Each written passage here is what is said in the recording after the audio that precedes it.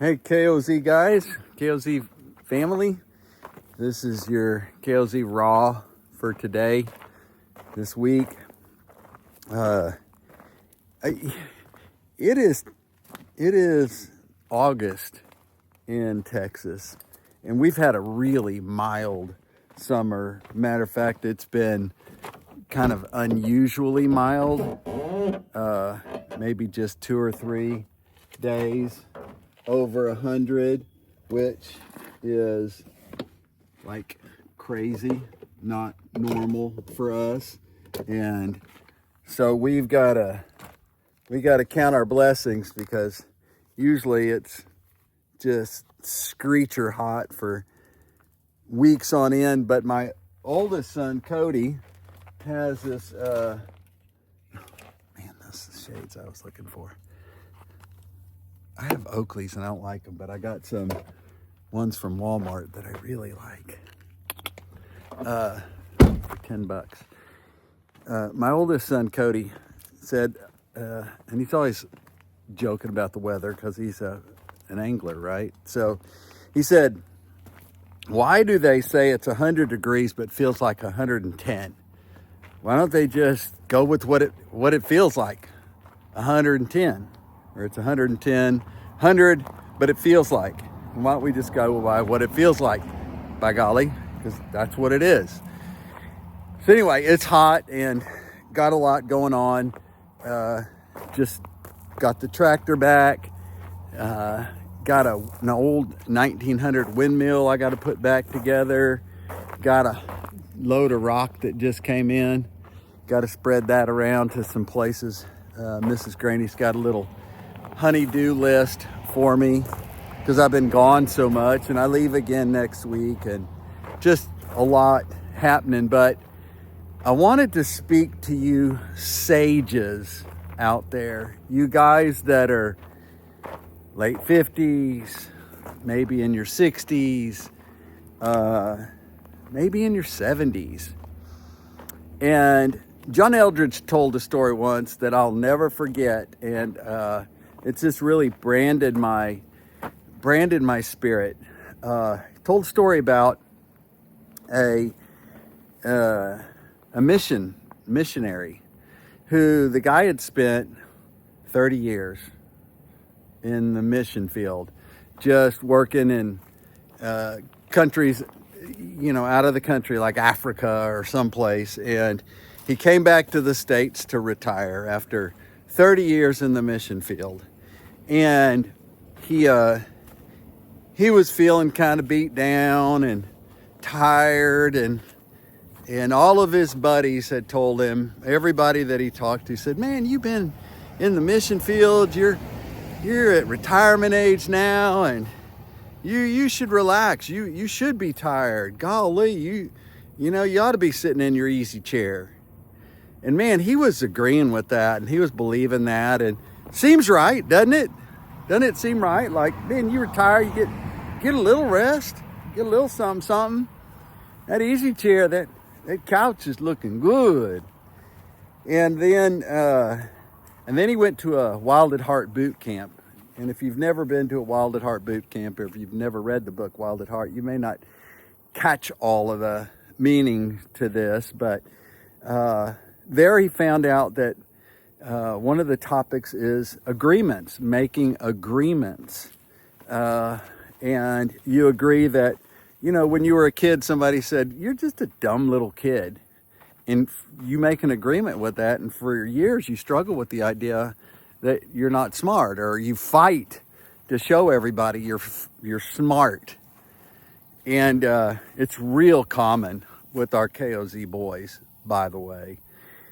But he went to this boot camp, and he learned about making agreements and how to pray and break agreements.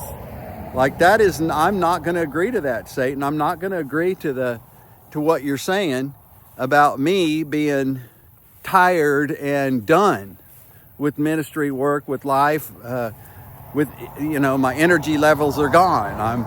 I'm just old, and so he started praying against it, and he broke those agreements.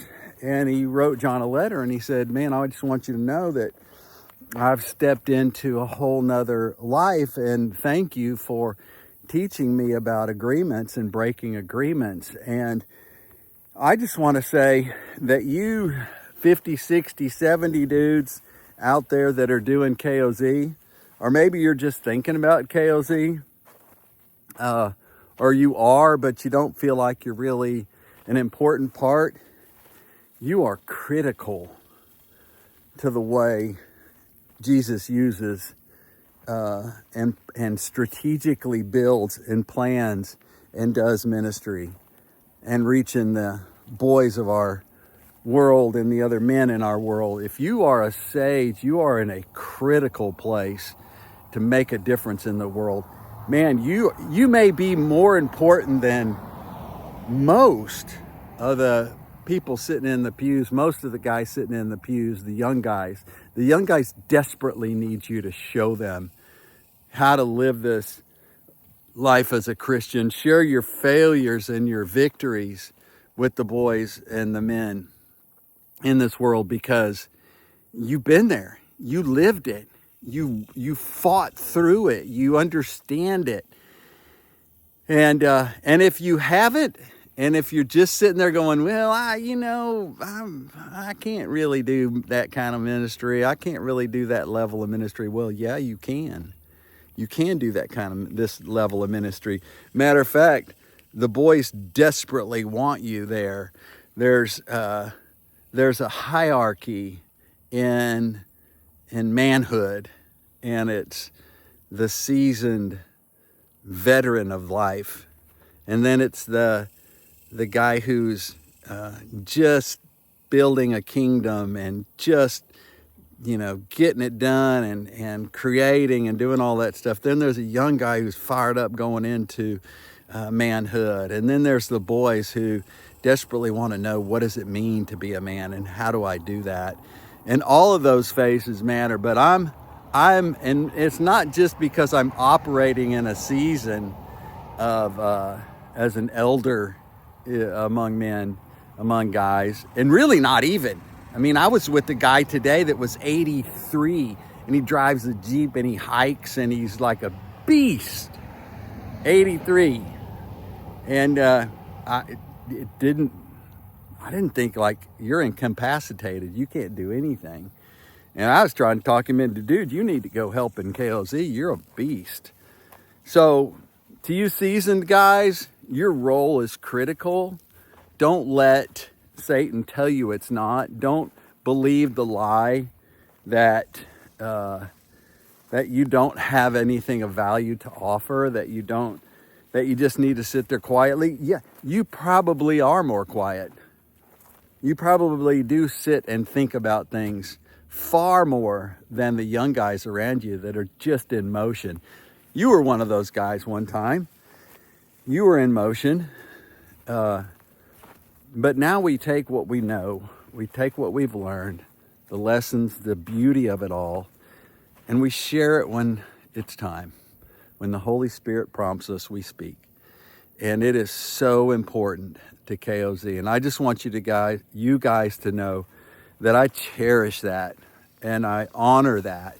And I want you to know that you matter and that you are so, so, so important. So I tell people I want my last day to be trying to convince somebody or sharing the gospel with somebody, sharing Jesus with somebody, and just the incredible life that they can have with him in their hearts. So go out there, train up those men, walk alongside those younger guys. You younger guys, if you don't have some older fellas, go into the church. Get some of those older guys off the back row or the front row, or the ones passing the basket and think that, I've made it. I'm a deacon. I'm passing the basket. I'm in charge. No, we all have to do that stuff. I'm talking about serious, face to face, knuckle to knuckle with the devil himself, and rescue them boys back that are out there in this world. And so you guys are awesome. I love you. If you know how to assemble a windmill, hit me up because I need some help reassembling a 1900 windmill, 1920 Arrow windmill. Anyway, love you guys. Hey, hit the store. I'm wearing one of the Sweat wicking new shirts. It's got the Proverbs 22:6 on the back, and man, they're made for us. They're awesome, and they carry a stout message all across the back of it. It's Proverbs 22:6. You'll love it. And don't forget the roundups are coming this fall. Rick and McGee and I are going to split them up. I'll be at some, he'll be at some. We'd love to, if I've never met you or if I haven't seen you in a while, I'd love to hang out with you. Saddle up and ride the trail with you for a couple of days. And man, you guys are awesome. You're RKOZ strong. Regulators, let's mount up.